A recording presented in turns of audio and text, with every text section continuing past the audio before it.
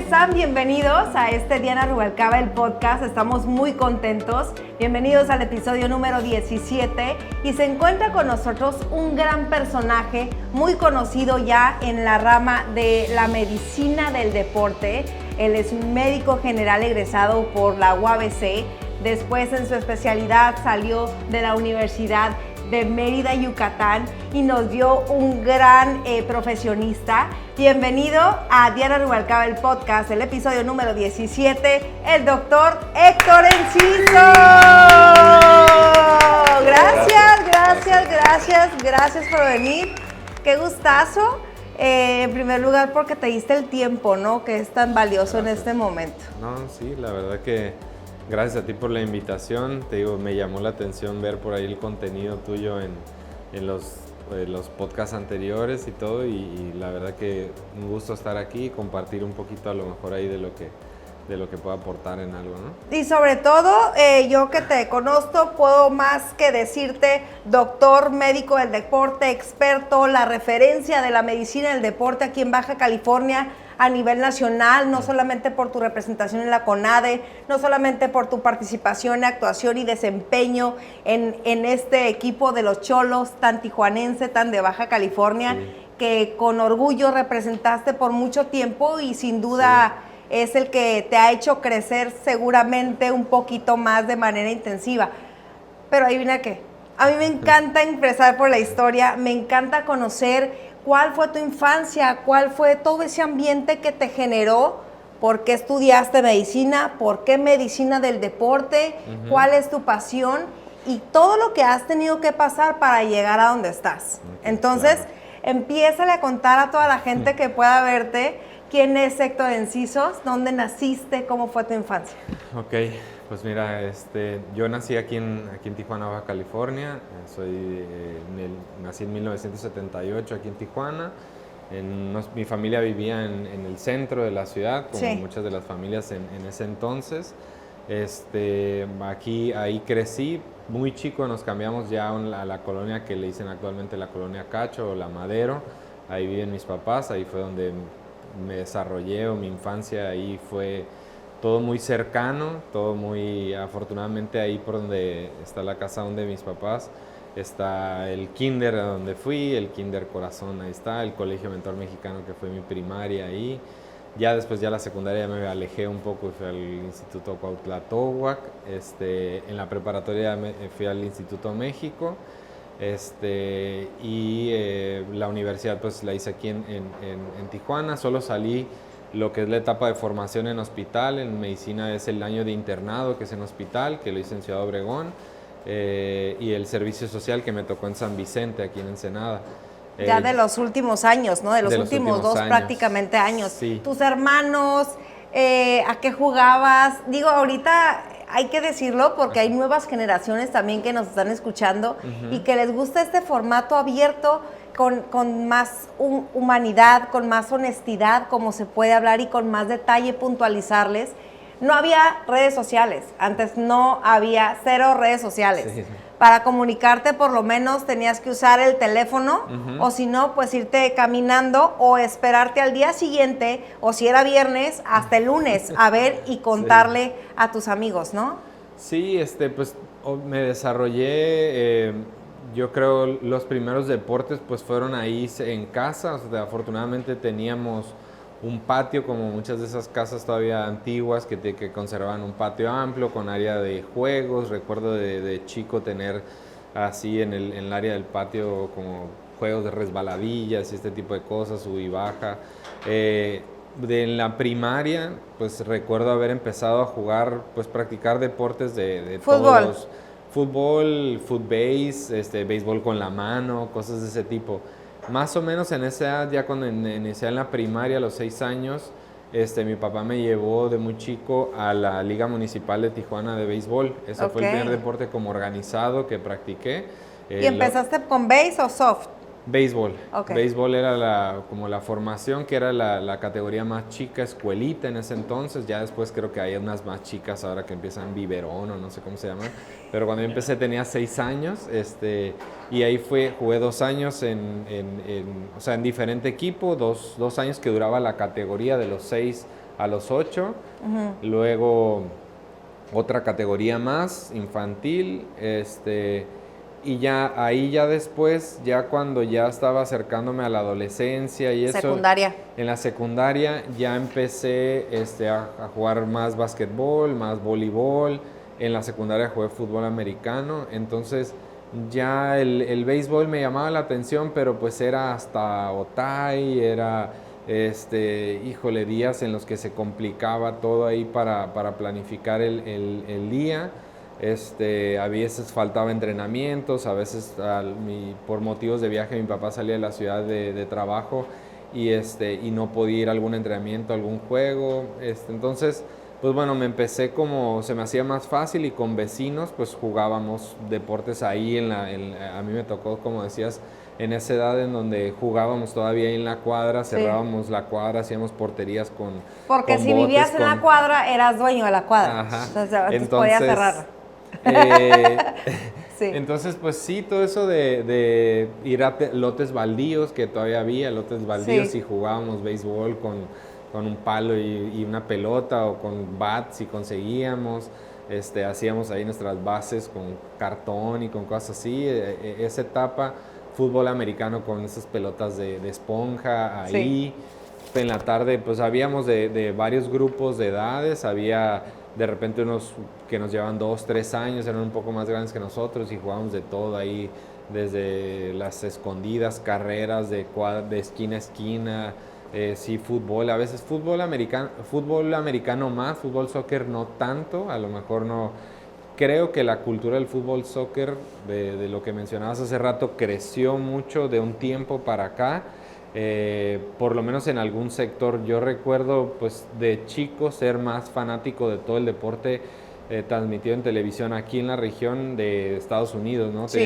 Teníamos mucha influencia de yo ver básquetbol, ver béisbol, ver fútbol americano, sí. El fútbol sí, ya después le empecé también obviamente a seguirlo en televisión. No lo practiqué, a lo mejor no se dio en el entorno tanto. En las escuelas, me acuerdo en la secundaria teníamos equipo de básquet que jugaba como en ligas competitivas, el equipo de fútbol americano, el equipo de voleibol que jugué aquí cuando era el auditorio, la cancha anexa aquí cerca de voleibol aquí, pero equipo de fútbol soccer, por ejemplo, nunca se organizó. En la prepa, en el Instituto de México también. El equipo de fútbol soccer era a lo mejor el más irregular en cuanto a entrenamientos y eso, los otros creo que a lo mejor un poquito más, o por lo menos así lo sentí yo, no tanta afinidad por jugarlo, sí por verlo, pero fue más mis inicios en el béisbol, y luego ya el fútbol americano, pues ese sí fue el que todavía me aferré a jugar mi último año de elegibilidad estando en la carrera en medicina, y sí, ahí me complicó un poquito las cosas al principio. Claro, es imposible, porque medicina es súper celosa. Sí, entonces... Es la más tóxica de las parejas que puedas tener, yo sé. Dice. Sí, la verdad sí te requiere mucho tiempo, y pues yo pensé, ¿no? que iba a ser, no fácil, pero pues que iba a poder ser algo que iba a poder... Estaba en una etapa...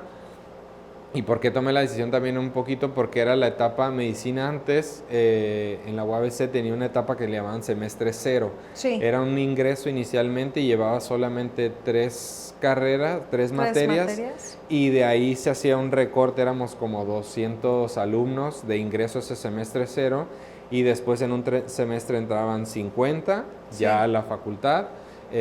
A primer semestre. Por tanta demanda, ¿no? Por tanta demanda. Sí. Entonces, se dividían, porque independientemente de que todo mundo tenía muy buen promedio, pues, ajá, tenían que estar obligados a hacer eso. Sí, porque la verdad se quedaban fuera muy buenos alumnos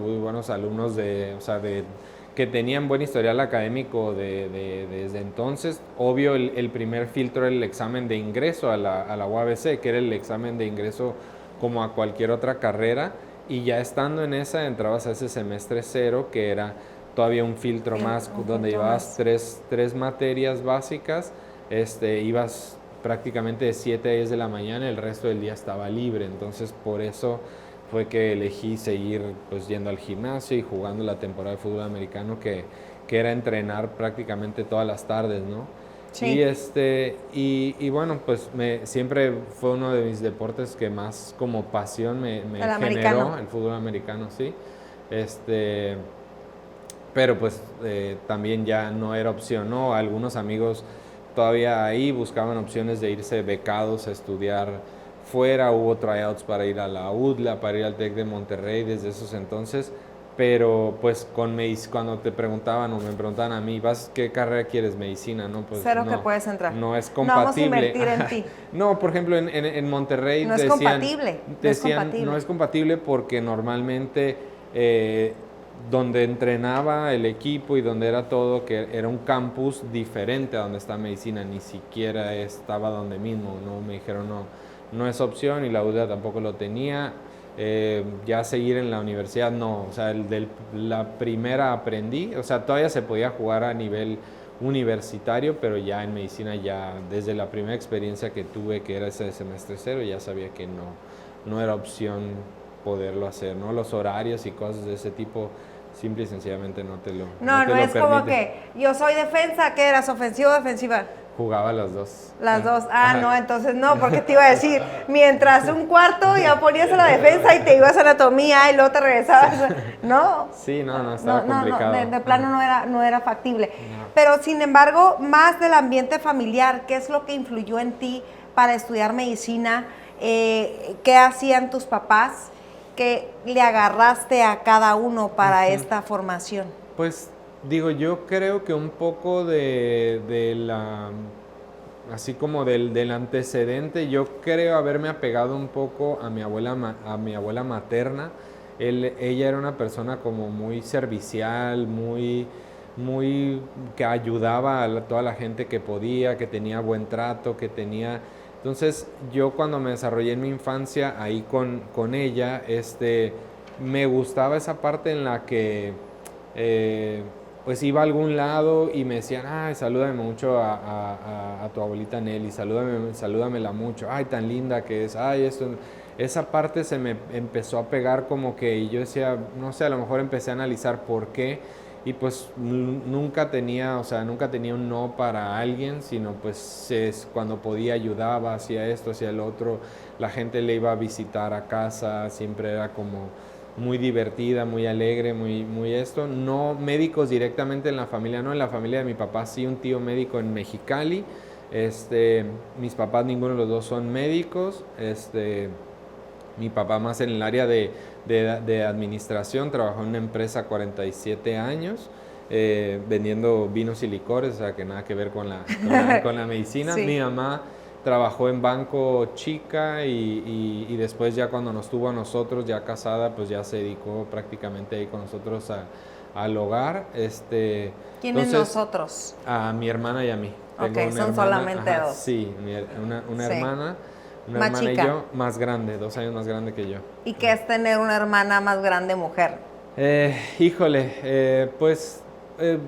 No te puedo, o sea, difícil el que, ¿cómo te puedo decir? El que en algún momento los gustos se empaten, sí, hasta algún punto cuando estás más chico, pues sí puedes seguir muchas cosas. Yo sin problema, no sé, con ella jugaba a las cosas que le gustaban a ella, ¿no? Hasta un punto, si tenía muñecas, si tenía casitas, si tenía platos, si tenía cosas, pues yo lo seguía, ¿no? ¿Pero qué eras el Ken?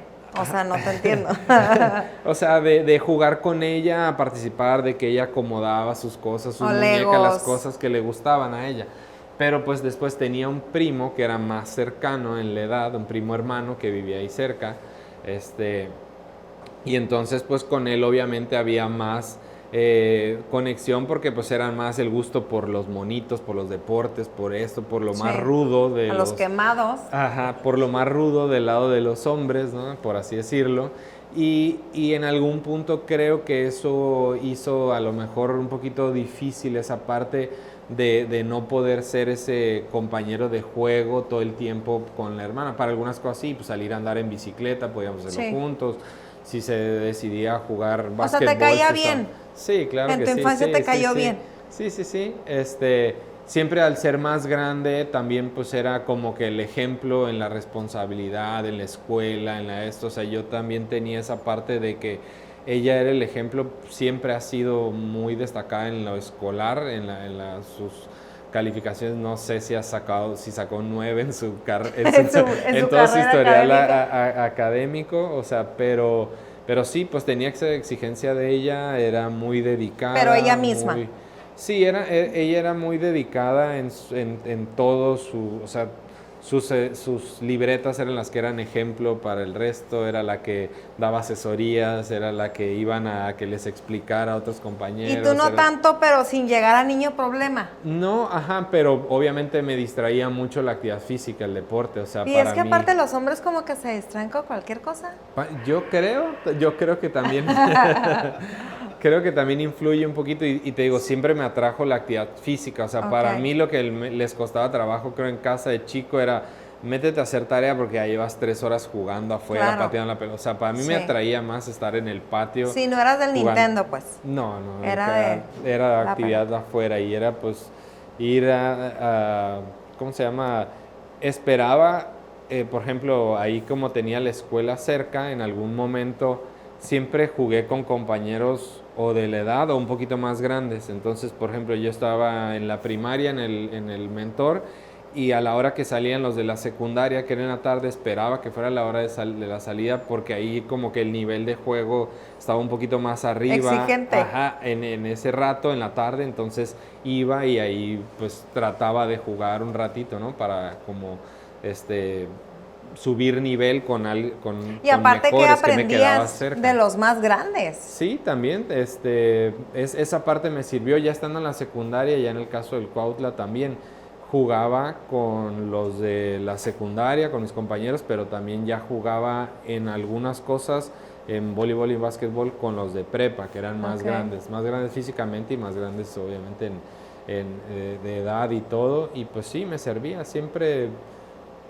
que pude jugué con más grandes, incluso en el fútbol americano, pues entras a tu primer año y hay los que tienen ya su tercer año jugando, ¿no? Ahí en ese equipo, entonces pues siempre les vas aprendiendo, siempre he creído que es bueno aprenderle a los más grandes, sí, definitivamente. Mucho, y bastante. Te pueden enseñar inclusive con acciones, pues, ¿no? Sí, porque es otro coach, es un coach dentro del campo, no es el externo, no es el coach ya adulto, esto que está ahí, sino es el que te da el tip de ya en lo específico ya ahí y que te ayuda un poquito más, ¿no? Sí. O sea, una clase es sí un maestro, pero a lo mejor alguien que ya lo hizo, un compañero, pues te facilita el integrarlo, el absorberlo o cómo lo aplicas, ¿no? ¿Y cómo te caracterizabas? O sea, ¿eras el líder del grupo? ¿Eras de los que seguía? ¿Eras de los analistas?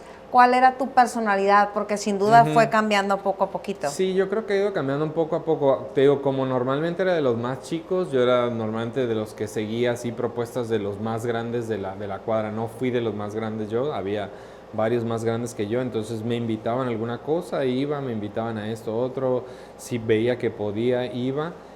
Ya después, a lo mejor sí se cambiaron los papeles y ya en la parte de yo ahora cuando me sentía con la madurez, o con la posibilidad de traer o invitar a alguien más chico, lo hacía, ¿no? Pero normalmente creo que en un principio fui así, me guiaba por lo de los grandes. ¿Y el alcohol, las fiestas, las desveladas, se te dio?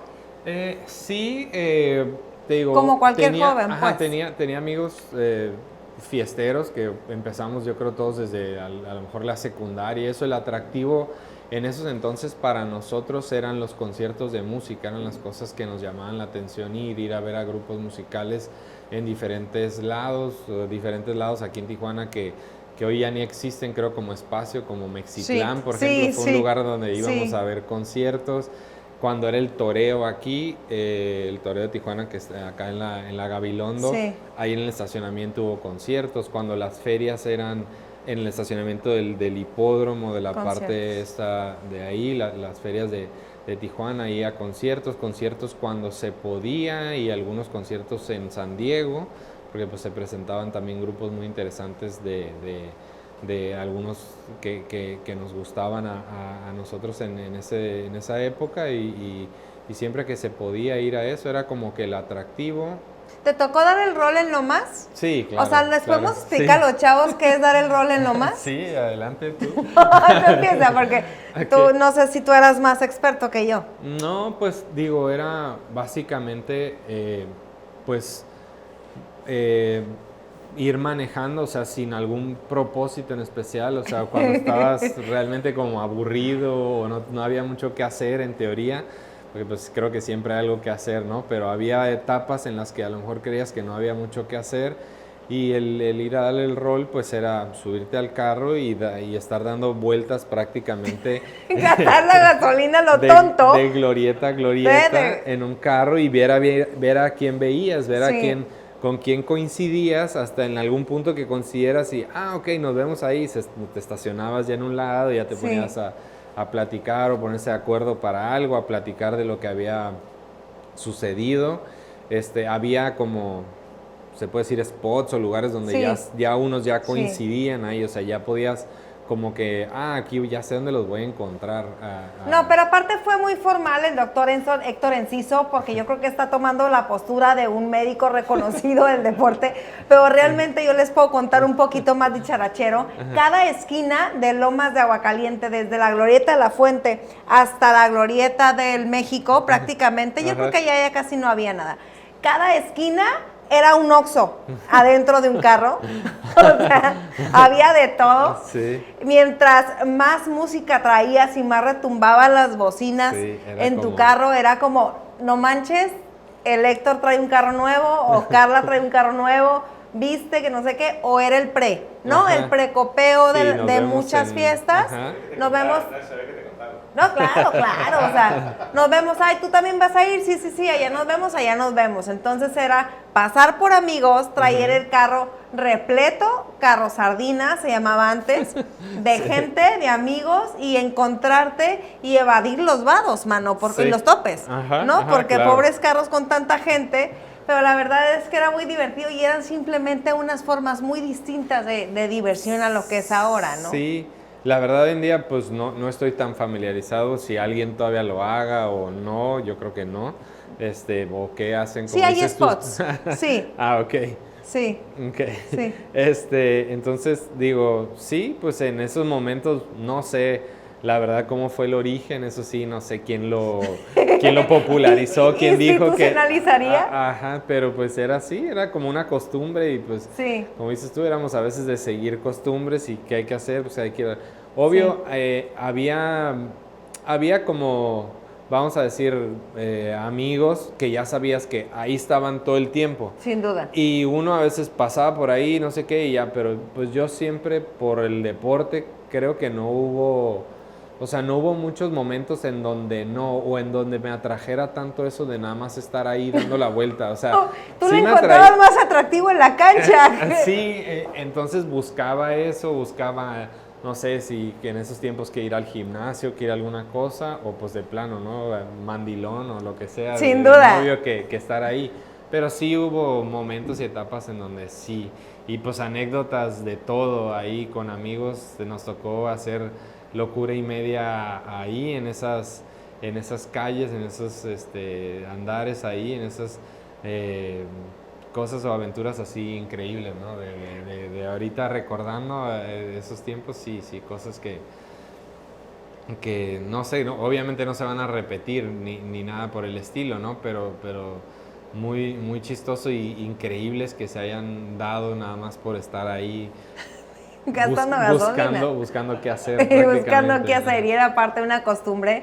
Pero lo quería resaltar porque son cosas que te van distinguiendo después, independientemente de que seas tan famoso como lo es el reconocido doctor Héctor Enciso, que seguramente por todo lo que ha vivido, por todo lo que nos ha representado como región, no solamente aquí en Baja California, en la Ciudad de México, a nivel nacional y también en el sureste de todo el país. Digo, no quisiera que se le olvidara porque este es un programa, este es un espacio, este es un podcast que tenemos que sacar lo humano, la esencia. para que sepa la gente que no está muy lejos de ser un personaje, ¿no? Ok. Como el médico que vio. Entonces, pues sigamos con tu formación, medicina normal, saliste hasta que fuiste a internado, a servicio social. Ajá. Sí, el internado me tocó hacerlo en un hospital general o el Hospital Civil de Ciudad Obregón. Estuve un año ahí y pues digo, me sirvió mucho. Fue la primera vez que salí o estaba fuera de casa así tanto tiempo.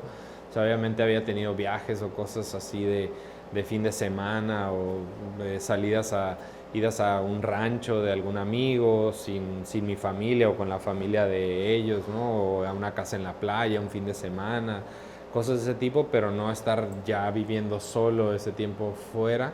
Entonces sí. ¿Y qué te marcó del vivir solo? Uy, pues digo, obviamente tienes que aprender a ser independiente, tienes que empezar a aprender a hacer tus cosas. Afortunadamente esa parte creo que no me costó tanto trabajo, me costó tanto trabajo la etapa en sí de la formación. Es muy exigente esa etapa de formación del internado porque son una etapa en donde estás en hospital y aunque en teoría es un área de aprendizaje aún, donde pasas ya de haber llevado sí materias en hospital, pero no ya estando tú hasta cierto punto como responsable en el hospital ya de el ingreso de un paciente o la atención de un paciente o la administración de un medicamento o el apoyar en hacer algún procedimiento. En este hospital, afortunadamente, a mí creo que me tocó buena suerte porque no había, al ser un hospital de primer nivel, no había muchos médicos, no había muchos médicos en formación, que son los que ya están haciendo la especialidad, que se le llama residentes en medicina. No había residentes más que de primer año. Ya los de segundo año, tercer año o cuarto año, dependiendo de la especialidad, tenían que irse a Hermosillo. ¿Y los forzaban a ustedes prácticamente? Sí, porque no había tantos y porque pues ellos ya se encargaban de cosas que también pues les interesaban para su formación. Entonces los médicos internos pues éramos el auxiliar de muchos de los médicos ya directamente a veces del médico adscrito, del médico titular, pues en el procedimiento. A veces las guardias en ese hospital eran una modalidad que se llama ABC. O sea, cada 72 horas te toca guardia. Vamos a suponer una semana normal. Si yo era mi guardia A y empezaba el lunes, yo empezaba yendo al hospital a las 7 de la mañana. ¿De lunes? De lunes. Estaba todo el día en el hospital. ¿De 7 a 7? Ahí, y salía el día siguiente hasta las 3 de la tarde. Salía en el día B, que era el martes. El día martes pues me iba a tratar de recuperarme, a dormir, a descansar, de haber estado todo el día en el hospital. El día miércoles era el día C, ese día era mi día que iba de 7 a 3 y el jueves nuevamente tenía otra vez guardia, la guardia hasta A, el viernes. y salía hasta el viernes en la tarde. Y ahí tenías, lo bueno de esa semana era que tenías pues el sábado a lo mejor libre, no tenías que ir obligado, tenías el sábado libre. Y luego ya el domingo sí, estabas el domingo y salías hasta el lunes ahora y así iba cambiando tu rol. Es que Di mencionó, la medicina es la que más te exige una vocación, porque en momentos tan difíciles y de tanto estrés, obvio desistes si tu vocación no es tan fuerte. Sí, si la vocación es tan fuerte o si de plano o no tienes como el sistema de soporte, la gente que te ayude, los compañeros que te echen la mano, el mismo ambiente que te haga de, hey, ya te vi que estás flaqueando, ya te vi que esto, ya te vi que estás... O sea, sí había momentos en el día en el que la gente de ahí, pues entre nosotros, o sea, porque obviamente la compasión y la vocación casi siempre la demuestras con el paciente, con el que llegó enfermo, herido, sí. Golpeado, después de un accidente o lo que sea. ¿Y te acordabas de tu abuelita Nelly? Sí, claro. Sí, pues, de la generosidad que tú veías de chiquito, tenías sí, oportunidad digo, yo creo hasta hoy en día, así cuando gente que me pregunta eso, yo creo que es la que más ha marcado un poquito o en la que más yo siento que se refleja mi personalidad o que la personalidad de ella se refleja en mí en cuanto a cómo manejaba las cosas o cómo le gustaba manejar las cosas, incluso con ciertas cosas, así como detallitos no griten tanto porque se va a enterar el vecino de lo que está pasando, Sí, no no, esto, o sea, ¿cómo hay que crees? respetar, oye, se oyen tus gritos hasta allá. O sea, no eran de esas personas que les gustaba esto, respeto, el derecho ajeno es la paz, muchas frasecitas que usaba ella que nos hacían, que pues siempre la educación, esto, el respeto, buenas tardes, y que yo veía que se reflejaba en que la gente, no sé, pues pasaba, como dices tú, pasaba por la carnicería y, ay, llévale esto a tu abuelita, pasaba por la dulcería, a la tiendita y, ay, llévale esto a tu abuelita Es que la Nelly. gente le regresaba el Ajá. cariño En- de esa manera, pues. Ajá, entonces, en la farmacia, sí, ten estos dulces para ti, ¿no? Sí, Porque le era pedido para mi abuelita. sí. Entonces, yo ya sabía que el comportarse así, de buena forma o buen trato, como que te retribuía. En aquel tiempo de chico, pues sí lo veía como que en cosas que me gustaban, ¿no? En un dulce Sí, o una cosa sí, así que sí. decías que me Te mandaban conviene, algo para pues. mí, me convenía. Pero pues ya después lo vas entendiendo y dices, bueno, trato bien a la gente y algo se me va a regresar. Por lo menos la satisfacción, no en algo que te den algo objetivamente, pero a lo mejor por lo menos la satisfacción. O brindar una Sí. sonrisa, ¿no? Ser Pues sí, generador de... dar tranquilidad. A veces nada más de una señora llega preocupada si su bebé que tiene tos, que vomitó, que le convulsionó, que lo esto, y decirle, no, su niño va a estar bien, esto, ahorita se ¿Hay lo va a... médicos insensibles o no puedes? No creo que ¿Te vas sea... haciendo frío? Te puedes ir haciendo frío porque te tienes que hacer duro. Por ejemplo, hay una anécdota que te platico. Yo en su momento siempre he sido, o muchos conocidos, amigos me consideran niñero, ¿no? En algún punto en el que como que me llevaba bien con los niños, me atraía. Y de hecho la especialidad inicial que yo pensé que iba a estudiar era pediatría. Sí. Por esa parte, por esa Sí. afinidad. Pero, por ejemplo, en el internado me enfrenté a que lo más difícil de la pediatría, por lo menos para mí, era enfrentarme con los padres, no Ok. con los niños. Sí. Yo con los niños podía al niño entretenerlo, distraerlo, convencerlo de que se tomara su medicamento, de que se dejara hacer algún procedimiento, que le íbamos a tomar una foto. Como sé hablarle para que quitarle el Conectabas. miedo y esa parte. Pero después, a la hora de la entrevista con los papás, era para mí hasta cierto, oiga señora, ¿y cuánto tenía el niño así? No, pues como 3 semanas, no, pues como un mes, no, es que ya otra... Y tu es que ya señor, lo había váyase de llevado. aquí. Y esa parte fue lo que me hizo desistir. Ahí fue cuando me llevaba a casa esos problemas y te digo, esa es la parte difícil y uno de los casos que más me ha marcado como médico también me sucedió ahí y fue un niño.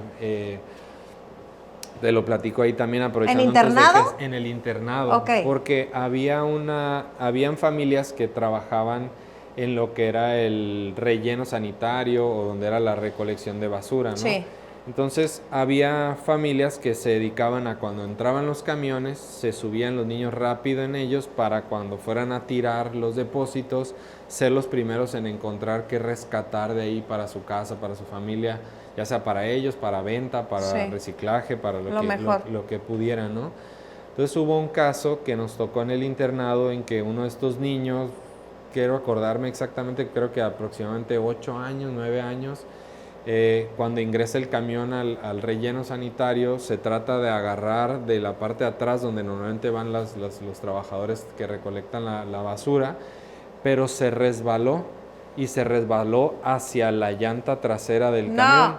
Entonces su pierna queda atrapada No. por la llanta le pasa pues No. por encima del abdomen, No. tórax y pues ya, ¿no? Obviamente ahí en esa etapa Qué no, impresión, porque tendrías unos que 24. 22, si acaso 23 años, 23. sí, ajá. Qué Entonces, impresión. pues obviamente no es un caso que lo avisan. Yo estaba creo rotando en el área de cirugía en ese entonces. Normalmente cuando era el cambio de turno, si los trabajan de 7 a 2 y el otro turno hacían entrega de turno entre 2 y 3 y el otro turno, no sé, de 3 a 8 y luego ya el de la noche de 8 a 8, de 8 a 7, algo así. Normalmente el médico de cirugía bajaba al área de urgencias para ver qué ameritaba ingresar a quirófano, Ok. que había pendientes y había una apendicitis, a un paciente que necesitaba una colecistectomía, alguno que había tenido había tenido una herida por arma punzocortante, una puñalada o algo así, y ocupaba cirugía como para determinar quiénes eran los primeros en subir o qué procedimientos había pendientes de hacer ahí en urgencias.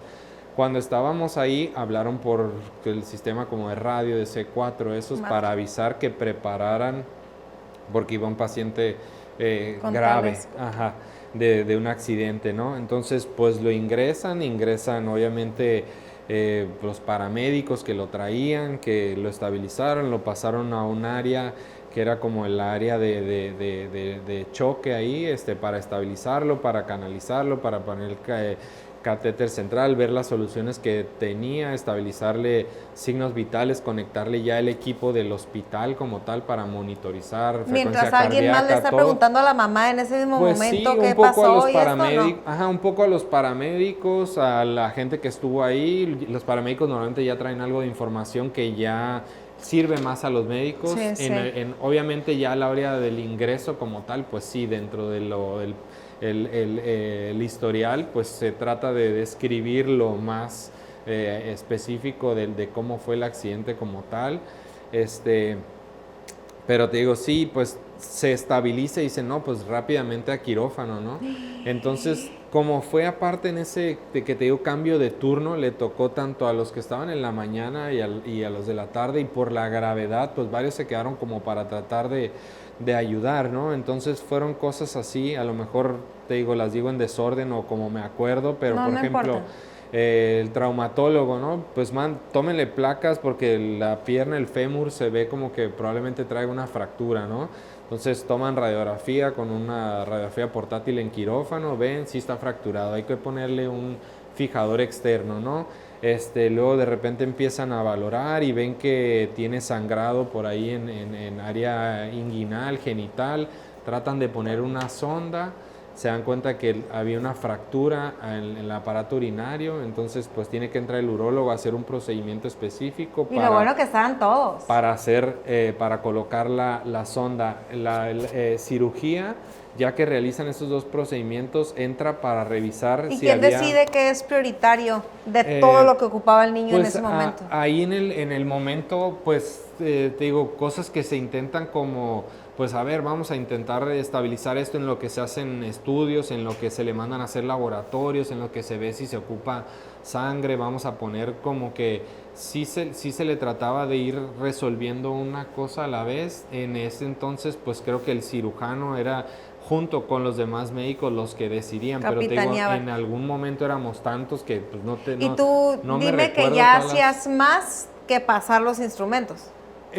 Digo, en esa etapa, como ahí se quedaron, ahí sí todos los residentes se quedaron, ¿no? Los que te platicaba, el de cirugía. De los dos turnos. Ajá, para poder, pues, ayudar o intervenir, pero obviamente, pues, había tanto personal que a veces el cirujano ayudaba al traumatólogo, el traumatólogo estaba el de la mañana y el de la tarde, entonces entre los dos decidían qué, estaba el de cirugía de la mañana y el de la tarde, entonces entre los dos decidían también qué, o sea, había muchísima gente, pero te digo, el solo estar ahí ha sido una de las cosas que más me ha marcado en ese sentido, porque pues fueron cosas, te digo, la fractura, esta parte del abdomen, siguen tomando radiografías para ver si a otro nivel tenía, y pues sí, descubren fracturas en las costillas.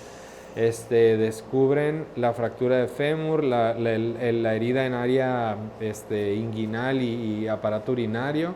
De ahí empiezan a suturar porque a la hora de que la llanta aplastó, pues les separó toda la piel, todo el tejido del área inguinal, de la pierna hacia área genital, ¿no? Entonces el cirujano plástico empezó pues a la hacer ingle. De la ingle hacia abajo. Okay. Entonces el cirujano plástico empezó a reparar todo lo que fue la piel, y a la hora de llegar al área pues del esfínter y eso, se dan cuenta que no tenía esfínter, lo había perdido.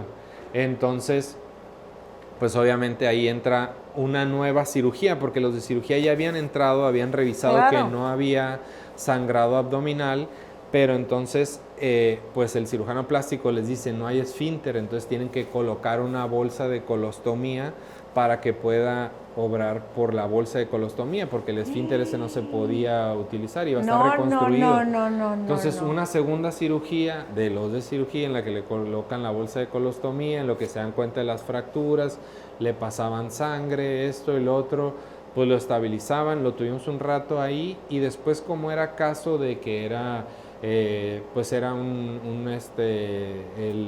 intervenía el municipio y eso ahí, y creo que se iban a hacer cargo de los gastos porque pues la familia era conocida y todo ahí, lo deciden trasladar ahí mismo en la ciudad de Obregón, pero a un hospital privado, porque el hospital solo tenía una terapia intermedia, como éramos de primer nivel, el hospital general no tenía una terapia intensiva como tal grande. Sí. Entonces, para poderlo estabilizarlo, deciden trasladar a un hospital privado. Uno de los doctores que trabajaba ahí en medicina interna, afortunadamente era el mismo que lo iba a ver, el intensivista, era el que lo estabilizaron, estuvo un par de semanas y nos lo regresan ya estable, pues ya obviamente consciente, todo ya el niño diferente, pero pues se viene una etapa larga porque era la recuperación, la consolidación de las fracturas, todavía venía con los fijadores externos, unos fierros que te colocan por fuera de la piel para estabilizar la fractura del fémur, la sonda todavía la traía porque pues la fractura de la uretra todavía no consolidaba, pues todavía venía con las bolsas de colostomía, todavía venía ya con las fracturas, las costillas relativamente estables, tuvo un largo periodo de... lo que fueron las heridas de donde se suturó y eso requerían aseo, lavado, el área por estar... ¿Pero las condiciones de su propia casa lo permitían o todavía estamos hablando sin ir a su casa? Todavía sin ir a su casa. Con pasó toda la de atención. estar ahí, pasó a un hospital privado y regresó al hospital todavía. Cuando se va por primera vez a casa, pues sí, ya se va en silla de ruedas, con la sonda y las bolsas de colostomía, ya como con una etapa de preparación ya para su retiro, para cuando ya era el tiempo considerable de poderla retirar, pero pues vivió una etapa fuerte porque la sonda se obstruía por coágulos y era muy doloroso lo que era el aseo y desprenderla y se forman como una especie de cicatriz, costras alrededor de la sonda, entonces movilizarla y eso para él cuando se obstruía, se atrapaba, era muy doloroso. Pues la bolsa de colostomía para él era incómoda, no podía deambular mucho porque tenía el fijador externo para la fractura que había tenido el fémur. Le costó trabajo, tenía que hacer ejercicios para recuperar la respiración, para trabajar, hacer ejercicios respiratorios que se lo hacían ahí la parte de enfermería y los pediatras ahí. Entonces sí fue un caso, todavía terminé mi servicio, por así decirlo, en cirugía, pasé a otro servicio y me tocó verlo ya en consulta externa, verlo ingresar caminando. Y ya en la otra etapa ya sí, casi ya para programarlo para retiro de la bolsa de colostomía y de las sondas ya en forma definitiva. Entonces pues sí fue un... Pero fuiste testigo de... Sí, te digo, es uno de los casos para mí que más me ha llamado la... Obvio había muchas otras cosas y otras que me llamaron la atención, o sea, los días estos de difícil que eran las guardias estas, hubo una etapa también en la que el hospital nos quedamos 5 internos, normalmente eran, no sé, por decirte un número, 20 y tantos, pero ellos llegaban en etapa de junio a junio y nosotros llegamos en un enero y solo llegamos 5, casi todos de aquí de UABC. Y entonces llega un momento en que se van esos que habían iniciado en junio, se van en junio. Y en la etapa en lo que llegan otros, que fue como una semana o dos, en lo que nos quedamos solo los 5 que estábamos ahí. ¿Y se dieron abasto? Pues no, era muy complicado. Había días de que te pedían lo que se dice dobletear o quedarte un día extra. O sea, no salir por 2 días completos del hospital. Entonces, no, es que yo me muero, ya ves, sí tiene que tener sensibilidad, sí tiene que tener vocación, sí tiene que tener dedicación. Mi hija, la más grande, Mafer, ¿cómo crees? Está estudiando medicina. Va en el 2º semestre. No, pues entonces yo creo que a ella le interesa muchísimo este podcast contigo. saber también cuándo diste el brinco de la definición de cero pediatría porque no puedo con los papás. Conecto con los niños, pero no con los papás. Ajá. Quiero medicina del deporte. Creo que en esa etapa, te digo, te das cuenta de muchas cosas. También con papás de amigos decía, el papá de un muy amigo mío me decía, tú vas a ser mi cardiólogo. Y yo, sí, también me roté en la etapa de medicina interna, roté con un médico que era un médico el que le dicen de medicina crítica o un intensivista. Sí. Entonces, él incluso como vio que me atraía la parte esa de la medicina, porque era pues como la ciencia metida en la medicina ahí, porque pues es cálculos específicos de medicamentos, las dosis, los líquidos, es muy importante. Sí. Y tienes que ser muy específico y muy puntual en el manejo, y cualquier detallito te puede hacer que el paciente se vaya hacia mejora o hacia empeorar o hacia estancarse por algo, ¿no? Entonces, sí. Él me veía interesada en eso y me dijo, si te interesa, él en las tardes trabajaba en un hospital que es el Hospital Luis Donaldo Colosio en Obregón, que ese es del Seguro Social, pero ese sí es hasta tercer nivel. Entonces ese tiene subespecialidad. Okay. Él ahí era el jefe de la unidad de cuidados intensivos, que se dividía en unidad de cuidados intensivos coronarios, que eran los pacientes post-infarto, operados de cirugía abierta de corazón, de stents, de cirugías complicadas, y la unidad de cuidados intensivos metabólicos, que estaban a veces pacientes quemados y pacientes con algunas enfermedades metabólicas que acababan ahí en cuidados intensivos, y que pues su manejo requería especialidad. Entonces él me llevó un par de veces a como conocer lo que era una sala de medicina crítica, cómo eran los manejos ahí, y cómo incluso interactuaban ya especialistas, porque ya algunos de ellos eran especialistas, habían terminado medicina interna y estaban en urgencias, y eran residente de 5º año, 6º año de urgencias, de algunas... ¿De la segunda? De la subespecialidad. O de la subespecialidad. Ajá. Entonces, pues obviamente ahí también me di cuenta. Una parte que me hizo desistir, y ahí voy a correlacionar un poquito con lo del deporte. Sí, porque, me tienen ascuas, pues, es que me está haciendo emoción. Que me hizo desistir, por ejemplo, fue la parte del deporte con él, que, por ejemplo, otro de los deportes que también practiqué de chico fue boliche. Entonces, estando allá, había una liga de médicos los lunes en los que jugábamos boliche. No, hombre, no quiero ni saberlo. Entonces, íbamos y eran... O sea, tenían tiempo para el boliche. Cuando se podía, porque si estabas de guardia no podías salir. Creo que alguna vez sí porque salías 1 hora, hora y media, 2 horas, y te regresabas al hospital. Ajá. O sea, si conseguías el permiso o te cubría alguien, pues tenías chance y te ibas, ¿no? Pero, pues... él precisamente me daba cuenta que a él se le complicaba mucho eso. Okay. O sea, él estaba jugando, le sonaba el celular o no recuerdo, creo que sí, ya celular. Y pues tenía un paciente grave en el hospital privado y se tenía que ir. Estábamos en una convivio, nos fuimos a comer, a cenar a algún lado, le hablaban y se tenía que ir. Ay, no quiero eso. No, entonces esa parte fue la que me hizo pensarla, no de plano descartarla, pero dije, bueno, o sea, tengo que ver que lo profesional es esto, pero mi proyecto de vida como de familia, padre de familia, eso sí. No me veía estando siempre fuera o dejando siempre a la familia y yo me voy a media madrugada. Entonces empecé a darme cuenta que había especialidades en donde se requería más, y había especialidades que eran más compatibles, como con un tipo de horario más de oficina, por así decirlo. Sí. Obviamente también después con medicina del deporte me di cuenta que no era así, ¿no? También la medicina del deporte me hizo estar mucho tiempo fuera de casa y perderme muchas cosas. Desde la carrera de medicina aprendí eso, ¿no? Carrera de medicina te hace sacrificar muchísimas cosas. Cuando tus amigos de otras carreras están en una fiesta, en un convivio, en un festival, en una expo de algo ahí en la escuela, y tú nomás los escuchas de lejos y tú tienes que estar escuchando una clase. Esa parte es difícil, ¿no? Pues son compañeros que hasta hace tiempo como que coincidías en todo, si quieres seguir coincidiendo en eso, pero ya no se da. Ya no se puede.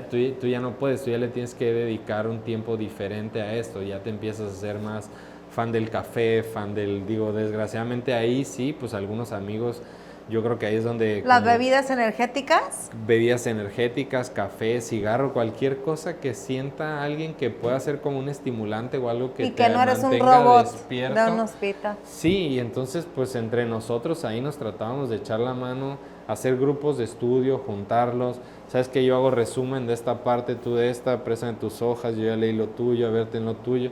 Porque cuando tú tratabas de ver libros de este grueso, hacer resumen, estarlo cargando aquí o estar todo el día así con el libro, o sea, simple y sencillamente eso es incómodo en medicina, cargar un libro de este vuelo y tenerlo aquí en los brazos y estar queriéndolo leer o en No, y aparte humanamente, de la forma tan intensiva que tienen que estudiar, era imposible si no hacen esas dinámicas con... Sí, a mí también una cosa, desgraciadamente, que me cuesta trabajo, que me distrae mucho y me he dado cuenta, me distrae mucho los ruidos. Necesito para estudiar o para eso mi espacio.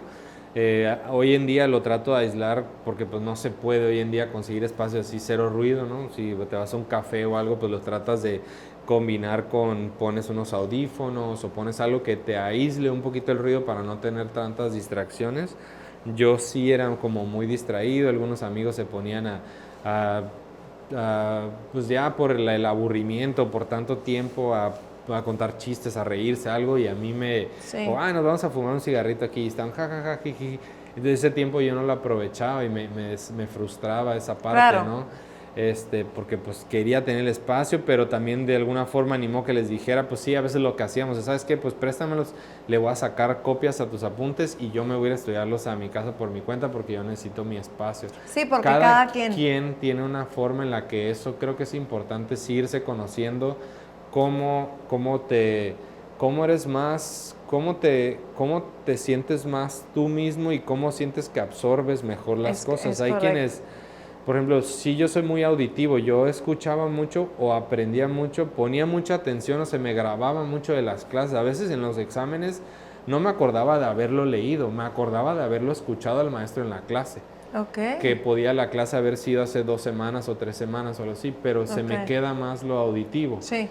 Ahorita los audiolibros y esas cosas me facilitan, lo máximo. Videos, escuchar al ponente hablar, eso me facilita a mí más pero que ver las imágenes. Pero tú descubriste que eras auditivo. Sí, lo vas descubriendo con el tiempo y vas descubriendo que necesitas tu espacio porque las otras cosas te distraen. O sea, hoy en día, por ejemplo, con los hijos me doy cuenta, ¿no? O sea, hoy no puedo dejarlos de escuchar y concentrarme como yo irme y estoy en mi libro, en mi lectura perdida y no escucharlos, ¿no? O sea, los escucho y los ves. Y los ves brincar, ¿no? Pasar y no, porque ya tiene 3 hijos el doctor. Sí. Entonces, pues hoy en día te digo, sí, cada vez se da uno cuenta más y como que lo asocias y ya son cosas que a lo mejor nunca te lo hacían ver, al menos que tu perfil de carrera haya sido por ahí algo de psicología o sociología, algo del estudio del comportamiento humano y que te hayan dicho y a ver tú cómo eres, tú como test de personalidad, de esto y lo otro, y que te hayan orientado hacia esa parte. Y que te ahorren tiempo. Y que te ahorren el tiempo para decirte, esta es tu forma ideal de estudiar. Sí, les hace falta un poquito más de atención también al crecimiento humano, desarrollo, inteligencia emocional, muchas cosas desagradables a lo mejor. Sí, de hecho también, por ejemplo, ya brincando un poquito, lo más para concluir lo que te decía del internado, que ahí me di cuenta que las especialidades... así que eran pues no sé, el ginecólogo, el pediatra, el intensivista, el urgenciólogo, pues podían estar ahí y de repente era salir corriendo y dejar lo que estaba ahí. Sí. Entonces en algún momento pues yo decía, bueno, aquí estamos, pues somos amigos, somos compañeros de trabajo, algo así, pero en algún momento pues es la familia y es que pues él me decía, sí, en algún momento tienes que dejar y dejas muchas cosas de ir o se te complica o algo. Que no tenías pensado. Me hizo pensarla. Después, ahí en una etapa en la que entonces empecé a averiguar, ahí el examen nacional de aspirante a residencia médica, el ENARM, que es un examen en el que hacen todos los médicos que están interesados en hacer una especialidad aquí en México, para medicina interna, para ginecología, para cirugía, para todas las especialidades. Entonces yo empecé a revisar todas las que había. Empecé a revisar medicina y dentro de eso vi que había medicina del deporte y la actividad física. Entonces y no es tan popular. No era tan popular, yo no sabía hasta ese entonces. Yo había llevado una optativa en la carrera de medicina del deporte y la tomé, pero el médico que me la dio no era médico del deporte. Sabía que había médicos del deporte, nunca tampoco había yo a lo mejor necesitado alguno. Como deportista, a lo mejor traumatólogo sí me vio el médico familiar o mi tío que era familiar que le gustaba también el deporte. Pero no así de, fui con un médico del deporte, no lo asociaba así como tal. Entonces, ahí fue en esa etapa en la que me di cuenta, empecé a investigar un poquito más en dónde había, y ahí fue cuando fui a hablar por primera vez con el doctor Katzin, aquí en la UABC, era maestro de la Escuela de Deportes. Alguien me dijo, aquí hay un médico del deporte y estoy en Yucatán, ve a hablar con él para que te diga cómo es el panorama de la medicina del deporte, si es que eso te interesa. Y pues sí, fui con él, platiqué con él, le pregunté de dónde él se había formado la especialidad, dónde más en México había, porque donde yo obtuve información ahí decía que él era la universidad, la UNAM, en la UNAM había 2 plazas, en el Politécnico había otras 2 plazas y en la Autónoma de Nuevo León había 4. Para todo el país en un año hubo 8. 8 lugares. ¿Y en Mérida, en Yucatán? En Mérida no estaba regida por el examen nacional, era como una, pues no por así decirlo privada, porque es una escuela pública, pero una escuela que había conseguido el aval mediante la afiliación a la Facultad de Medicina.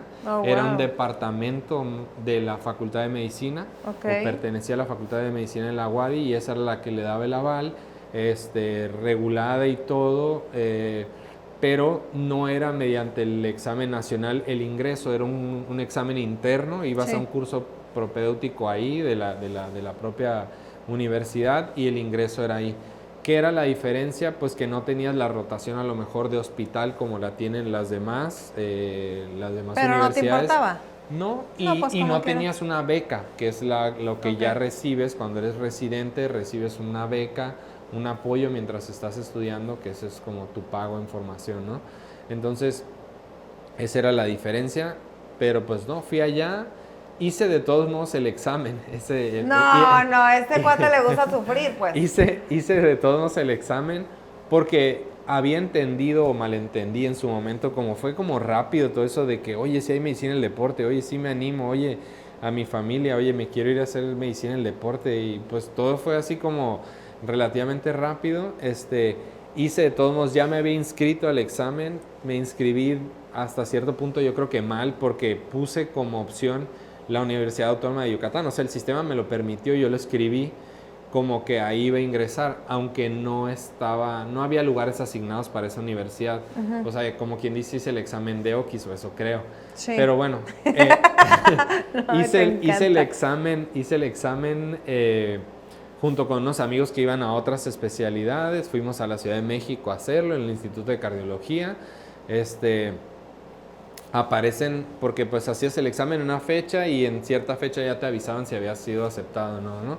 Me llega el resultado en la computadora. ¿Después de cuánto tiempo? Híjole, 2 meses. Yo creo. O sea, sí pasó un tiempo. ¿Estás nervioso? Pasó un tiempo. Pues sí, porque pues, en realidad no sabía. Y son de esos exámenes en medicina, no sé si haya compañeros que siempre hayan sentido, yo por lo menos no, que dices un examen, ay, me fue re bien, o sea, como esos no, nunca.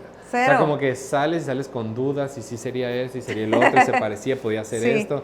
Es que yo digo que podía hacer, híjole, entonces, pues si te sales del examen y dices, qué cansado estuvo, qué largo, híjole, no sé si me fue bien, ahí en estas partes en las que, híjole, sí se me hizo bien complicado. La pregunta 300, ya no me acuerdo qué contesté. No, pero aparte yo siento que se te está quemando tanto el cerebro a la hora de llevar 2 horas y media de exámenes pensados. Sí, hay opción múltiple y cosas, y te quieres regresar a revisar que te confunden y todo, y mientras más vas tratando de analizar, también te puede llegar a bloquear. Sí, ¿no?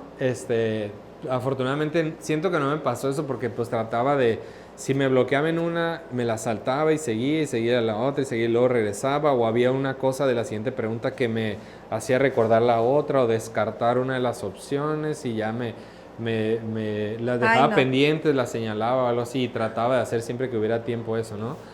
Pero hice ese examen y todo y me llega el resultado y aparezco en 5º lugar. Y yo dije, ¿De los 8? Pues, según tú, para nivel nacional. Sí, pero me voy dando cuenta que ese año la UNAM y el Poli no abrieron las plazas, no cerraron. Entonces solo eran 4 y eran para la Autónoma de Nuevo León. Y entonces yo aparecí en 5º lugar y pues obviamente decía no seleccionado. No. Entonces yo decía, ¿por qué no seleccionado si quedé en 5º lugar? Sí. Pero pues bueno, ahí fue donde obviamente se confirmó más, ya había ido a Mérida, ya había esto y ya, bueno, ya era estaba, el destino. Era el destino. Porque que encontraste en Mérida, ¿qué? Ajá, sí, a mi esposa. El amor.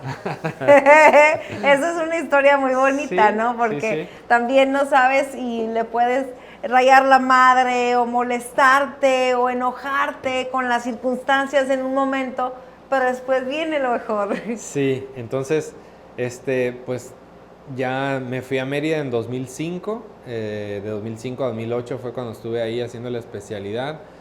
Obviamente había ido de vacaciones con la familia, tenía familia allá, mi abuela materna, la que te digo, ahí nació, Nelly nació en Yucateca. Entonces, pues le tenía cariño a la ciudad, había familia de ella ahí, entonces, pues bueno, hice la especialidad, pues rápidamente hice amigos, igual el mismo sistema que te decía desde chico, en el que pues había que seguir a los grandes, porque pues era la especialidad de 3 años, entonces había R3, R2 y nosotros que ingresamos con R1, ¿no? Entonces, pues obviamente a ver los R3, los R2 ya estaban bien familiarizados con la ciudad, ya te decían por dónde. Si yo, por ejemplo, que me fui en ese momento sin carro, cómo llegar en transporte público allá, o taxi, o esto, el otro, dónde ir a comer por ahí, dónde cortarte el pelo por ahí, dónde ir a lavar por ahí, dónde ir a comer, todo ese tipo de cosas para familiarizarte un poco con la ciudad. Sí. Entonces, pero relativamente la adaptación, creo que la única adaptación que me costó trabajo hasta hoy en día con Mérida, y es el único punto débil que le veo, es el clima, o sea, el calor. Sí, el calor húmedo, el pesado. Hijo, por lo menos a mí me cuesta mucho trabajo, soy las personas que tienen como en calor la sudoración, entonces para mí era un tema complicado. Molesto.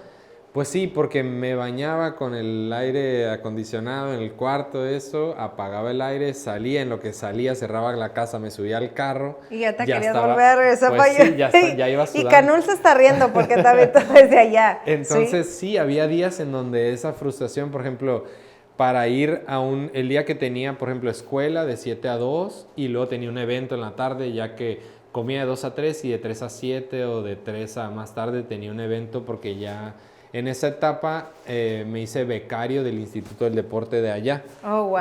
Entonces iba a una unidad deportiva en donde se evaluaban a los deportistas de alto rendimiento de allá en las tardes, pero pues en un principio que no tenía mi carro, que se había quedado acá y estaba esperando cómo mandarlo en Madrina hasta allá a Mérida, pues en esa etapa me tenía que mover, entonces para llegar en transporte público, para llegar a la escuela eran 2 o 3 camiones en la mañana y había días llueve mucho también, entonces solo salir 1,5 cuadras con la lluvia y la intensidad de lluvia de media, o te mojabas o ya había un charco y pues ir cargando con pues la ropa que ibas queriendo ir, pues pantalón, zapato, camisa, ir planchado, llevar bata y llevar una mochila con tus libros, llevar nosotros usábamos un maletín como el que usan los de odontología aquí, no sé si como ese de pescador. Sí. Ahí adentro, uno de esos gris, traíamos también todas nuestras chácharas que utilizamos para vendajes. No, pero aparte yo creo que lo de ustedes,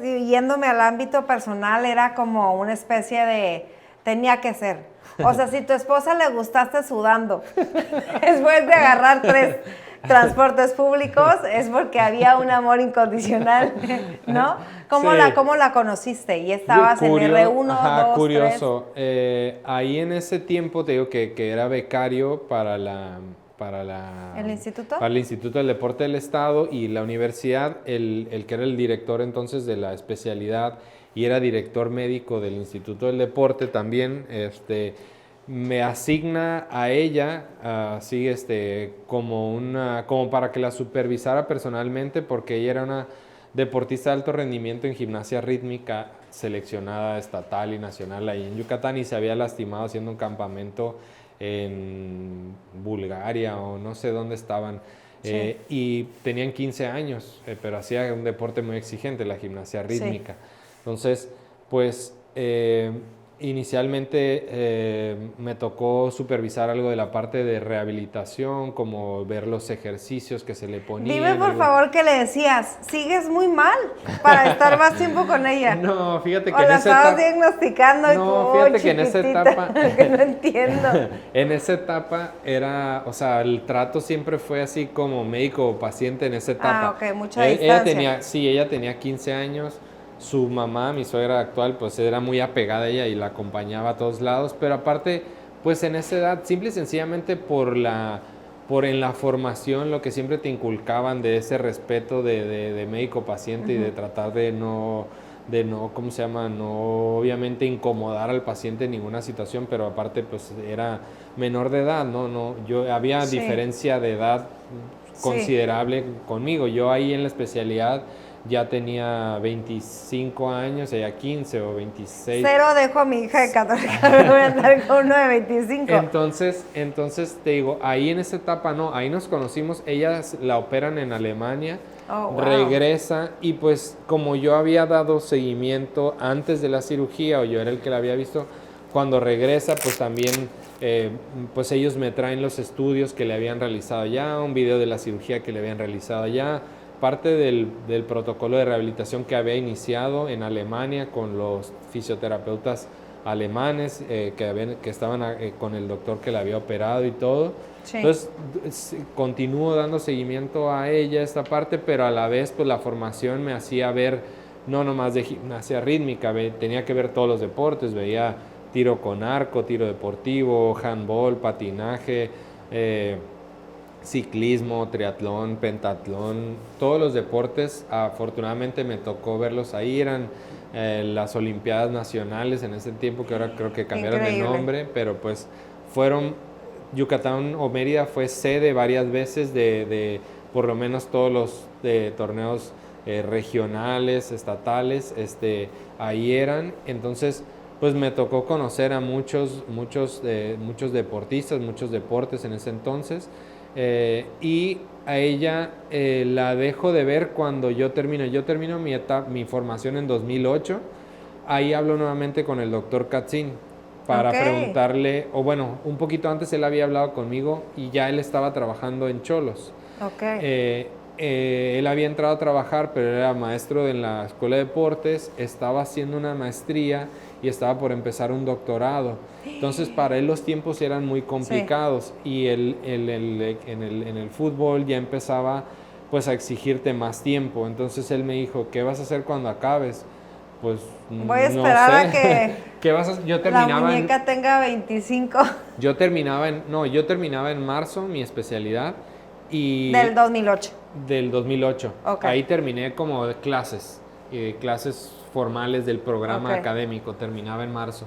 Pero pues el doctor me dijo, te doy hasta junio para que estés aquí, avanza todo lo que puedas de la tesis, marzo, abril, mayo, junio, y en junio ya te necesito acá para que me estés cubriendo como Xolos. Médico del deporte de campo, y él iba a quedar como médico, pues como el médico titular y el médico responsable, el que iba a hacer toda la parte administrativa que él ya conocía bastante, y yo iba a estar como en el campo, que era lo que más exigente era para él, porque pues él fácil podía estar a una llamada de distancia o en un momento más tarde, pero estar ahí en los entrenamientos, eso que es lo que se requiere y lo que se acostumbra en el fútbol, a él se le complicaba mucho, y era que yo estuviera. Por todo lo que traía. Por lo que traía y porque pues ya pues no por la práctica que había tenido allá después del Instituto del Deporte del Estado, que estuve allá 2 años, también luego me fui al área de la universidad, y en la universidad era médico para las selecciones de básquetbol, de voleibol. Y es que todas las disciplinas prácticamente. Ajá, entonces, y fútbol también viajé con ellos de Mérida a universiadas, ya también me tocó viajar a universiadas, a torneos de fútbol rápido, que también era muy popular en ese entonces, ahí. Entonces ya estaba familiarizado también con el fútbol bastante, ahí fue cuando más a lo mejor me involucré. entonces ya no se me hizo tan difícil. Me regresé aquí ya empezando a trabajar, pero sin haber concluido ya por allá la etapa de la tesis. Sí, quedó pendientita.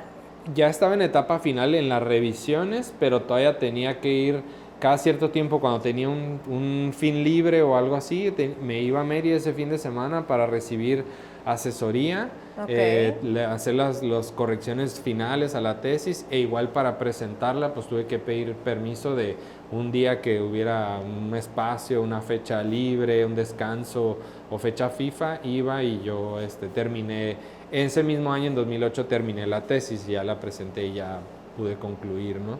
Entonces, a mi esposa realmente, o sea, la conocí desde 2005, pero realmente nos volvimos a ver, nos reencontramos 2010, 2011. Yo ya tenía un par de años trabajando en Xolos, yo empecé a trabajar en junio del 2008. ¿Y en lo que ibas? Coincidimos de lo más como random, como se dice ahora, en Guadalajara. Yo fui con el equipo. ¡No! Yo fui con el Es equipo que era para ti. a trabajar porque jugábamos un partido contra Atlas, yo creo, o Chivas, los equipos de ahí en ese entonces. ¿Y ella qué está haciendo allá? Fue a una graduación de una tía. Súper random. Ajá, fue una graduación de una tía, acompañó a su mamá y estaban ahí en la ciudad.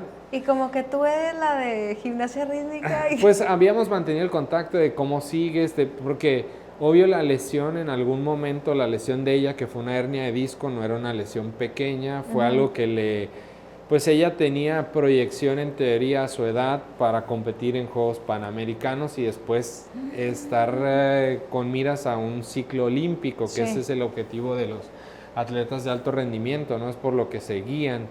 Entonces le sucedió a los 15 años, le costó trabajo el regreso, le costó trabajo, todavía tenía episodios de dolor y eso, cambió de la escuela de gimnasia rítmica a donde iba, siguió compitiendo y pues me mantenía en contacto con ella en ese sentido, ¿no? De cómo sigues, cómo vas de la lesión, te dejó competir, no te dejó competir, nunca perdieron. Pudiste regresar eso porque pues fueron de esos casos que como lo empecé, pues quería saber en qué había, terminado, ¿no? ¿En qué terminé eso? Ajá, entonces pues en 2010 nos vimos ahí en Guadalajara. Es que qué increíble cómo es la vida, cómo son los tiempos, cómo es la magia, esta energía. Platicamos, o sea, nos juntamos para tomar un café y eso y lo otro. Ahí ya le perdiste la distancia médico-paciente. Ahí ya fueron otros ojos, sí, obviamente. Sí, otros ojos. Ella ya tenía 20 años, ahí 20 para 21 años. Sí. O sea, entonces, pues ya obviamente ahí ya la química fue diferente, ya fue todo otro trato, ya no nada más. Mantuvimos la comunicación, pero también pues otra vez ya las conversaciones, con las bromitas, las conversaciones ya otro. Y pues yo le pedí en algún momento que vinieran acá, que viniera a visitar, a conocer, por las cosas del equipo y eso. 2011, no, fue en 2010, porque en 2011 ya es cuando empezamos relación bien. Pero aparte, imagínate, viene de fuera, Ajá. No conoce nada, y Héctor Encisos, médico deportivo de los Xolos, rockstar. La enamoraste, obvio. Pues nos tocó vivir una etapa muy bonita porque fue el ascenso, lo primero, el que subimos de la Liga de Ascenso en ese entonces a Primera División en 2011 con Joaquín. Fue una etapa muy, muy bonita porque pues sí es un cambio muy importante.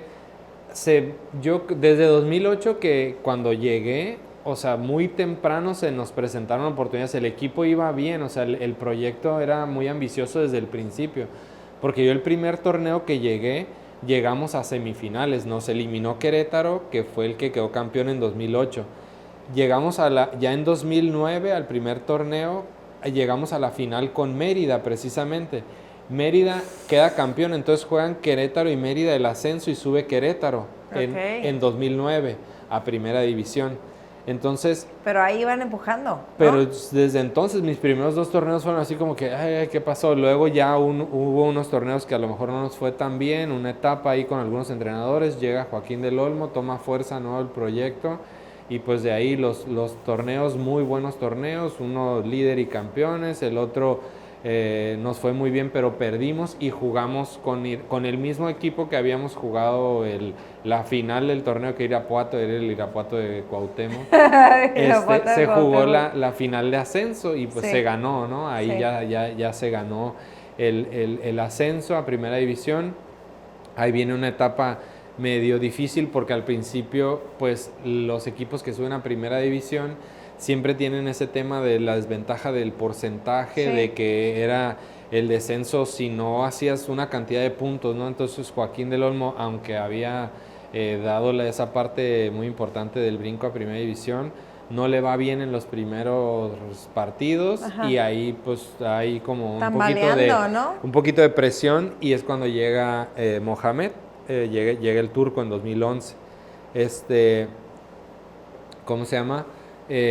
Un torneo cuando lo termina esa etapa de 2011, pues a un papel relativamente decente. 2012, el primer torneo ya completo del turco también.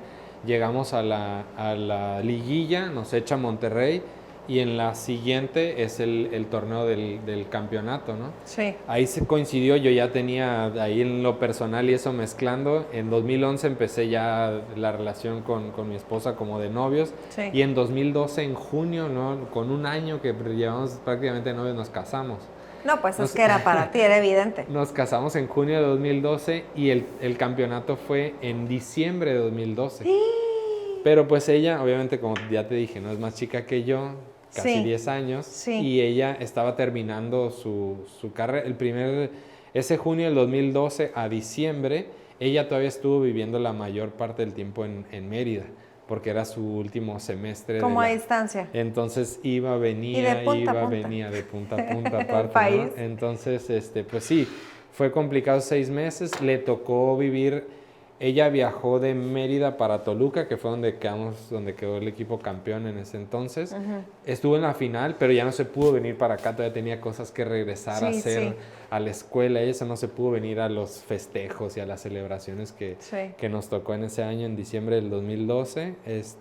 Pero pues ya después viene una etapa también bonita. Después, el siguiente año, viene una etapa donde el equipo participa en una Copa Libertadores, que nos tocó viajar a Brasil, a Bolivia, a Colombia, de nuevo a Brasil, y por ahí se venía una etapa complicada después también, porque es en la etapa en la que sale el turco Mohamed, se quiere regresar a Argentina a dirigir un equipo que le tenía mucho cariño y cosas familiares le llamaban por allá, y ya estaba como que la decisión de que incluso si el equipo pasaba, por algo se hacía una pausa en ese torneo, no recuerdo específicamente por qué. Se hacía una pausa y la etapa que seguía, la semifinal y final, había una posibilidad de que por lo menos se hacía pausa en el torneo mexicano y él ya no quería continuar dirigiendo. Entonces había una posibilidad de que dejara el equipo en la semifinal. Desgraciadamente no pasamos a la semifinal, un juego allá en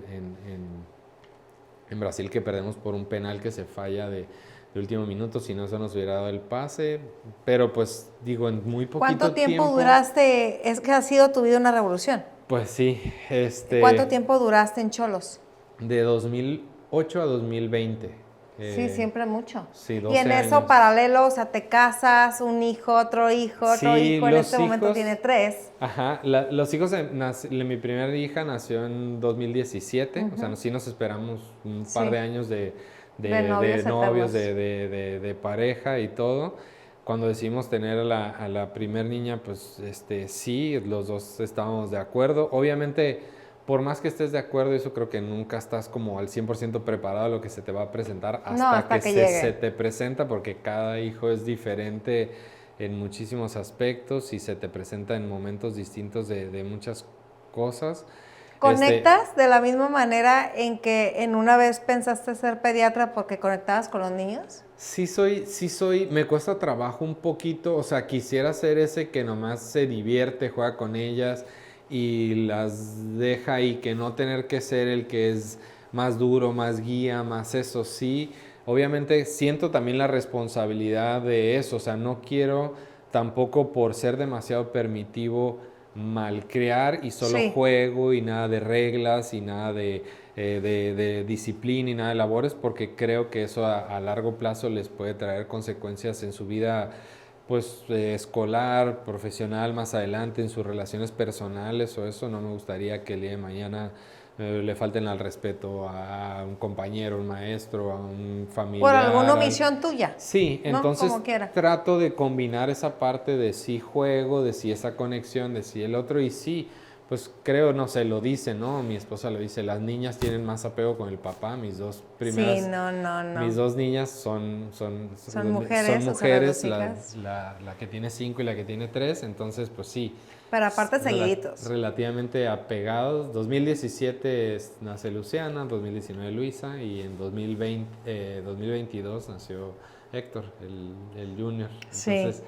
pues ese está peque todavía. Entonces las desveladas y todo eso las venimos arrastrando no. de 5 años a la fecha, Sí. como que por una. No han y luego descansado. Sí. No han descansado. Sí, la verdad que sí, lo platicábamos con mi esposa que pues los pospartos ahora que sí que se han alargado y esas etapas de maternidad y eso han sido complicadas. Yo creo que eso es el cansancio, es lo que más a veces te hace el no ser tú. O sea, como que cuando estás cansado y cuando estás bajo tanto estrés no te comportas de la misma forma y creo que eso es lo que más claro. de repente nos hace no comportarnos y no poder todo el tiempo hacer esa conexión. Ni dar lo que mejor dices, de ti tampoco.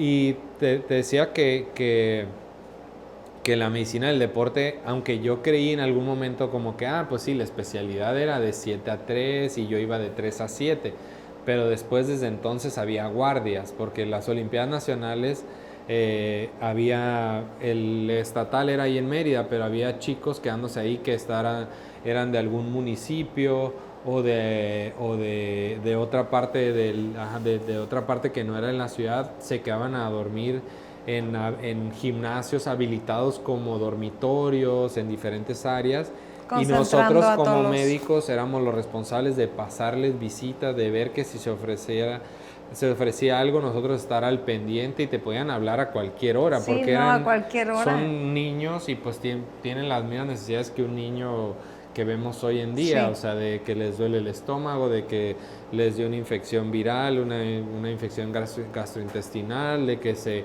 estaban jugando y se cortaron, de que estaban haciendo eso y le pegaron en la cabeza, de que cualquier cosa. O sea, ya no te puedes salvar prácticamente de los imprevistos. Sí. Y entrando a trabajar en el fútbol, pues eran viajes cada 15 días y los viajes no siempre nos tocaba el mejor horario. O sea, si viajabas a las 8 de la mañana, pues era estar el día antes haciendo maleta, el día antes preparando todos los implementos para el viaje, que no se te olvidara nada para el viaje, porque ibas a estar 3 días fuera, 4 días fuera, o en las etapas estas de pretemporada, que es lo largo, a veces 15, 20 días fuera, y entonces pues no se te podía ir nada, ¿no? Tenías que ir calculando que tuvieras todo ahí, porque ibas a estar en lugares, ahí normalmente son hoteles que tienen áreas de entrenamiento, o sea, canchas de fútbol, gimnasio, cosas así, en las que haces todo ahí dentro de del mismo complejo. Algunos o muchos de ellos escogen o que tenga la playa cerca o que tenga un campo de golf para poder correr en el pasto, tener una cancha o dos de pasto natural para poder entrenar, hacer trabajos específicos. Entonces, pues ahí ya también te das cuenta, las pretemporadas, que obviamente los que hacen el trabajo físico duro son los jugadores, pero nosotros como staff pues nos tocaba preparar cosas o bajar información o estar transcribiendo, estar haciendo notas, ¿Les metías como de células madres, como dos antes? Eso no, creo que no tenía ninguna alteración, ¿no? Pues lo más común en el deporte, lo más socorrido así en el fútbol, por lo menos cuando llega en un principio, lo más que te pedían eran las vitaminas, ¿no? Y que a lo mejor en algún tiempo pues tratábamos de pues pasar como la información de, oye, ¿sabes qué? Esa vitamina a lo mejor ni te sirve tanto, te sirve mejor adquirirla de los alimentos, asegúrate que estés absorbiéndola a través de los grupos de alimenticios que a lo mejor evitas, quita esto, mete esto, complementa, porque... Es que no es tan fácil. Ajá. No es tan fácil como todo. Porque viene, o sea, normalmente vienes de una etapa sociocultural diferente. Ya cuando te integras a un equipo, a unas fuerzas básicas de eso, obviamente todas tus cosas, como que lo que te enseñaron en casa, se tiene que dejar allá. y ya te tienes que ahora pegar a lo que es acá, porque es diferente. El rendimiento que quieres dar acá. Sí, y es diferente la exigencia que tienes, tanto en horas de entrenamiento y como en la etapa de crecimiento que se empieza a dar, y si no lo haces, pues hay quienes se quedan, hay quienes desgraciadamente a mí me tocó ver deportistas que a lo mejor perdieron oportunidad de avanzar por temas de sobrepeso, de mala alimentación, de malos hábitos, por cuestiones de ese tipo. Dijiste, ¿sabes qué, Manu? O sea, tenían todo el talento del mundo y se perdían por esas cosas. Costaba la disciplina, costaba eso. Era difícil desarraigar los hábitos familiares, sociales y sí, desgraciadamente hay muchos que les costó mucho trabajo por eso, ¿no? Entonces, sí es una combinación así multifactorial para que se dé un deportista de esto. O sea, para que sea un deportista de primera división pasaron chorrotantos antes que no lograron y que no llegaron a esa etapa. Sí. Entonces, y todo esto durante esos 12 años que estuviste, pues prácticamente con el orgullo también en el corazón, ¿no? Porque qué orgullo ser de tu ciudad natal, de repente ver todo este monstruo que puede llegar a ser un equipo de primera división y estar ahí, ser parte crucial, estar en el staff. Mientras tanto también hay sacrificios porque te está yendo, tu familia está creciendo, todo en paralelo, pero bien, es lo que te ha dado, yo creo que un reconocimiento, la constancia, la disciplina también en tu desempeño profesional y la constancia y la presencia tanto con tu esposa como con tus hijos para que puedas llevar todo en armonía. Sí, claro. ¿En qué momento subes a la CONADE? Bueno, termina mi etapa en Xolos en 2020, cuando la pandemia hubo recorte de personal ahí en general en varias áreas, me tocó salir. ¿No te ardiste? Te puedo decir que en su momento sí me costó trabajo entender, porque más que nada creo que lo que más después a lo mejor lo entendí, que yo en su momento sentí que para el equipo lo di todo de mi capacidad y de mi tiempo y dedicación y todo, y nunca tuve el plan B. Malamente ese creo que fue un error mío, no tener el plan B. ¿Qué si esto el día de mañana se acaba? Que sí, o sea, yo trataba de hacer muy bien mi trabajo para que no fuera, se acabara. Pero para que no fuera por un motivo de una mala práctica, de un error, de un mal diagnóstico, un mal tratamiento. En eso me enfoqué yo. Sí. Nunca pensé que iba a ser por una cuestión administrativa o que una pandemia me iba a hacer que el equipo recortara personal y por eso iba a salir. Me cuidaba de un aspecto, nunca visualicé y nunca pensé, y tampoco hice nada para prepararme lo suficiente para un plan B. Entonces... No, o sea, te vas de Xolos, saliendo de pandemia, así casi ahogado como a todos nos tocó. Sí. Y empiezas a enfocarte a tener como un consultorio. Sí, de hecho, bueno, afortunadamente hubo oportunidades en algún momento relativamente pronto de ofertas de ir a otros equipos en el mismo fútbol, porque ahí es donde me había movido, ahí es donde había hecho relaciones, ahí es donde en ese medio me moví prácticamente en el fútbol. Si había gente que conocía o me conocía y que en su momento supo que había salido del... ¿Cómo? ¿Lo dejaron ir? Entonces, o sea, cuando aparecía una vacante o en algún lado estaban interesados en contratar un médico, pues me entrevistaron, me decían, ¿no? En algún momento hubo un puesto que me llamó mucho la atención, que ahí yo creo sí hubiera en ese momento aceptado, o me hubiera ido, aunque implicaba, lo malo pues es que implicaba irme fuera de Tijuana. Otra vez distancia. Entonces, obviamente esa parte es la que siempre frenaba, ¿no? Pero pues era un puesto y en un equipo que creo que en su organización, en su estructura estaba bien estructurado. Entonces me llamaba la atención ir a un equipo en el que sentía que obviamente tenía más tiempo establecido ya que lo que me había tocado a mí como dices, ser parte de la formación, y ahora sí que ir a ver cómo lo habían hecho en otros lados o cómo se hace en otros lados y tratar de ser parte de eso. Obviamente ya con el aprendizaje de estos años que afortunadamente tuve al estar ahí en Xolos, no solo estar en Xolos, porque era estar en Xolos, pero era estar con todo lo que involucra a Xolos, porque pues es una estructura grande toda la liga, Sí. o sea, los médicos de los otros equipos te invitan, tienes formaciones, tienes capacitaciones por medio de la liga, por medio de CONCACAF, que es la federación a la organización donde pertenece la liga, por hacer intercambios con la liga de Estados Unidos o por tener una relación cercana con equipos de Estados Unidos, convivir con gente, con médicos, con cirujanos ortopedistas en Estados Unidos.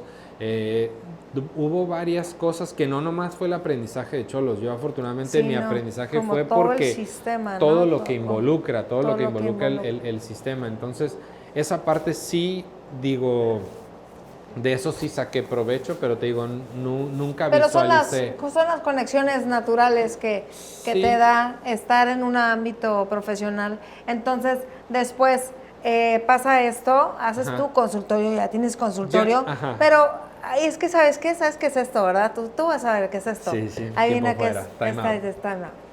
Pero entonces vamos a tratar de reducir todo tu vida detallada después de que sales de Xolos para acá. Ajá. Se reduce un poquito la gente, tus pacientes llegan a ser un mundo más reducido a comparación de que si fueras un pediatra Ajá. o un cardiólogo que llega a ser tus pacientes, con posibilidad de ser tus pacientes, toda la población. Ajá. Y tú estás en un mundo de deportistas de alto rendimiento. Sí. O que bien a todos nos pudiera pasar algo, un accidente, una torcedura para poder ir contigo, pero mi cultura no es ir con el médico del deporte. Así es. Sí, te digo, yo creo que dentro de nuestra área, dentro de nuestra especialidad, nos falta todavía esa parte de tratar de fomentar más el que nos exploten o que nos utilicen para muchas cosas de las que tenemos conocimiento.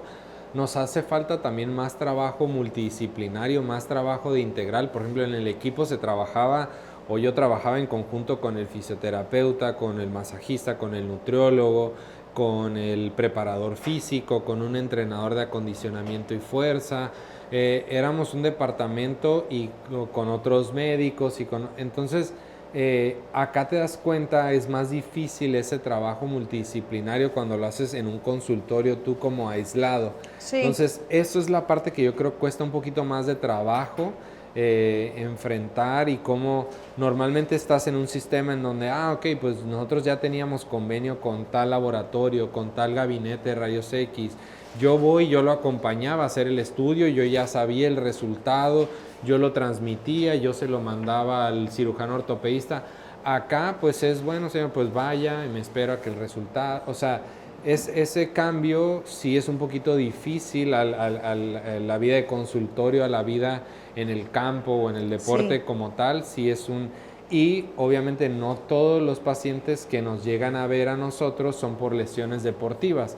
Como está implicada la rehabilitación Sin física, duda.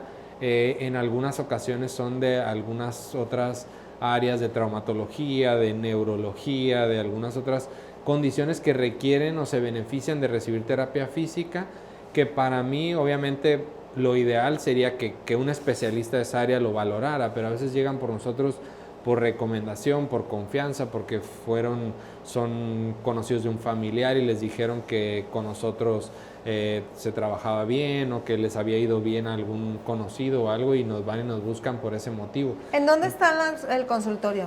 El consultorio está en el Boulevard Díaz Ordaz, en la clínica se llama Fisiomed.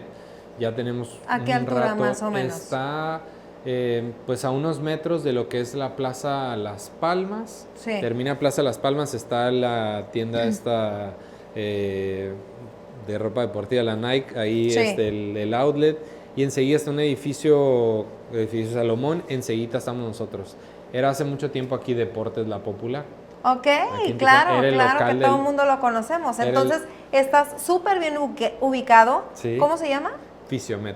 Fisiomed. ¿Y cómo pueden ir contigo? ¿Para recibir qué? Pues normalmente las consultas de traumatología deportiva, las lesiones que nosotros vemos son, yo le llamo como el preámbulo o la mayoría de lesiones que no requirieron manejo por traumatología ortopedia, que no fueron fractura, que no requirieron cirugía, que son esguinces de tobillo, esguinces de rodilla, contracturas musculares, desgarros musculares, distensiones musculares, tendinitis.